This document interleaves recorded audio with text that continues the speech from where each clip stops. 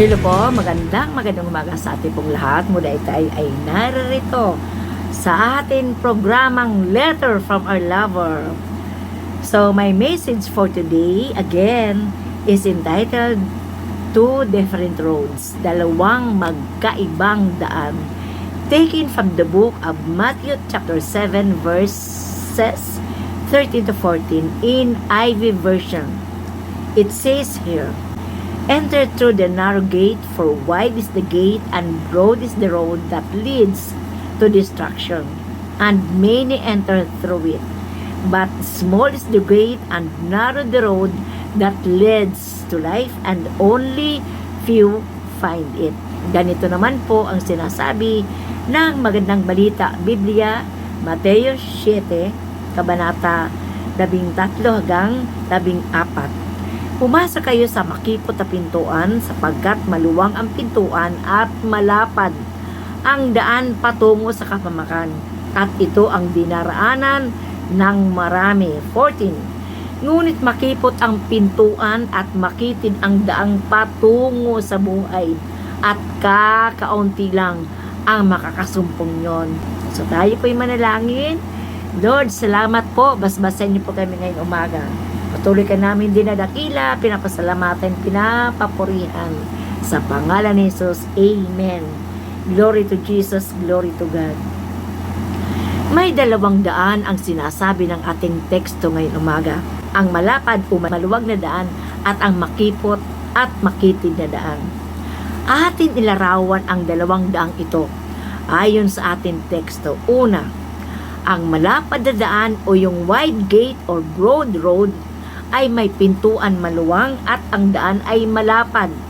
Kaya ito'y madali, walang kapagod-pagod, pasukin ng tao. At ito ang dinaraanan ng maraming tao, ang makamundong buhay na malaya, walang bawal, gumawa ng kasalanan at kasamaan, at kahit anong maibigan, kahit labag sa mata ng Diyos.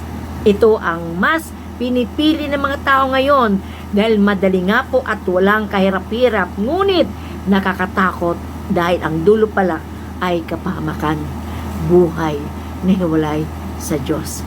Samantala po ang makipot at makitid na pintuan or narrow road ay mahirap na daan at kakaunti lang ang makakasumpong. Mahirap at mabigat ang hinihinging requirements. Una, kailangan mong kalimutan ang iyong sarili. Ikukumit mo ang buhay mo sa Lord. May kasamang sakripisyo, may pagsisising gagawin.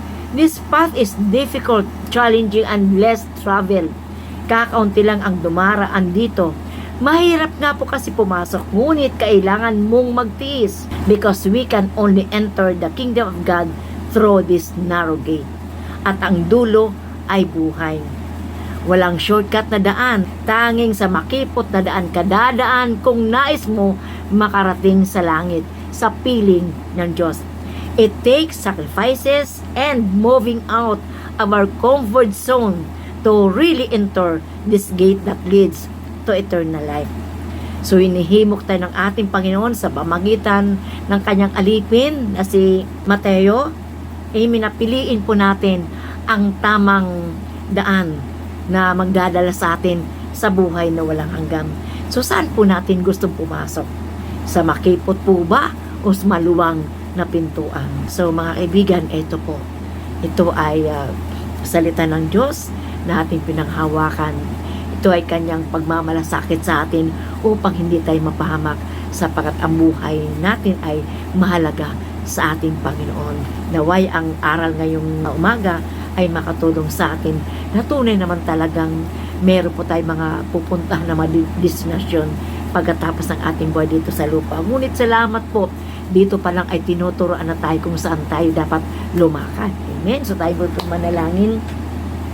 Amang banal na makapangyarihan sa lahat, salamat po.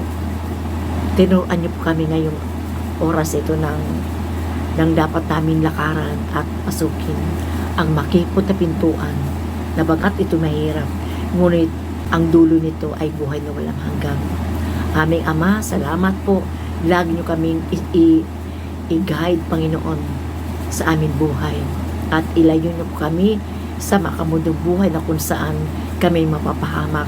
Ilan niyo po kami, maging ang lahat ng mga tao sa mundo ito na lumayo sa maluwang na pintuan sapagkat kapamakan po ang idudulot nito sa mga taong lalakad dito.